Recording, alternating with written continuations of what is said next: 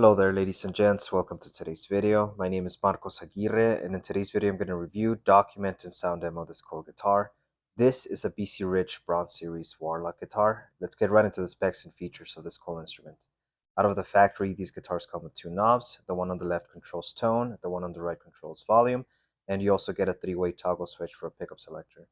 These guitars come with a two-pneumatic bridge and two BC Rich branded humbuckers, which are the BDSM series pickups.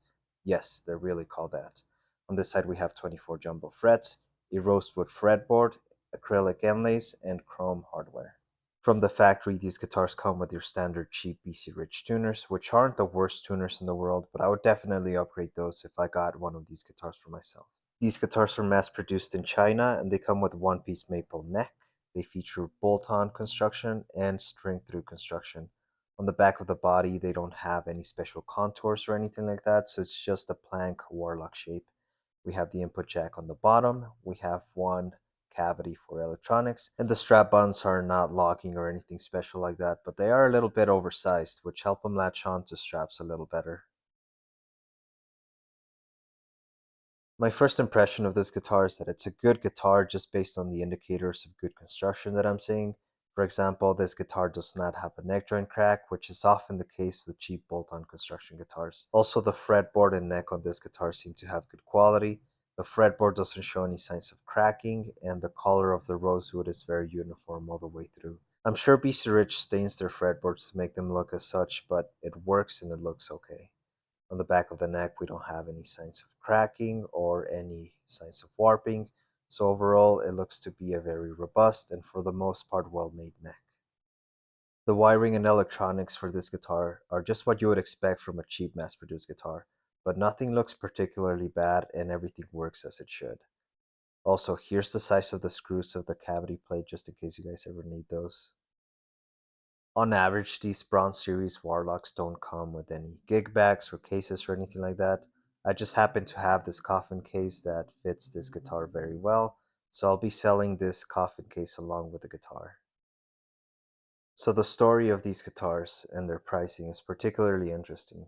These guitars used to be everywhere. This is the one guitar shape that you would go into any pawn shop and would definitely find, and cheap too. You would find these guitars from $80 to $150. But then season 3 of this show you guys might have heard of called Stranger Things came out, and it immediately skyrocketed the price of not only these guitars but all series of Warlock guitars. So now you see the price range of these Bronze Series Warlock guitars go from $200 to $400. I'm still a bit mind-boggled about this inflation because these guitars used to go for so cheap. Again, you used to find these at pawn shops for like 80 bucks.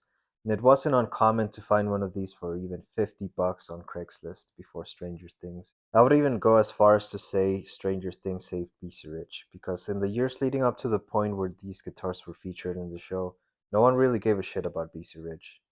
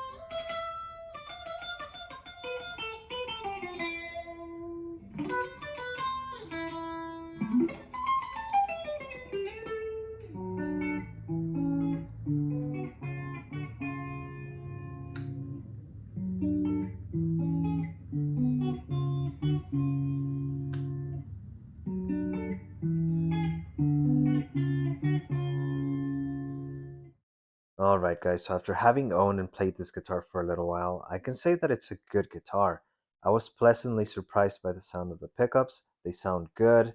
Not amazing, but good. Definitely way better than you would expect from a cheap mass-produced guitar. Now that I think about it, these pickups have Michelangelo Badio's tone from the Starlix video of the 80s, in which I believe he used an Iron Bird, which is also by BC Rich, so kudos to BC Rich for including some pickups in their cheap guitars that have that level of tone quality.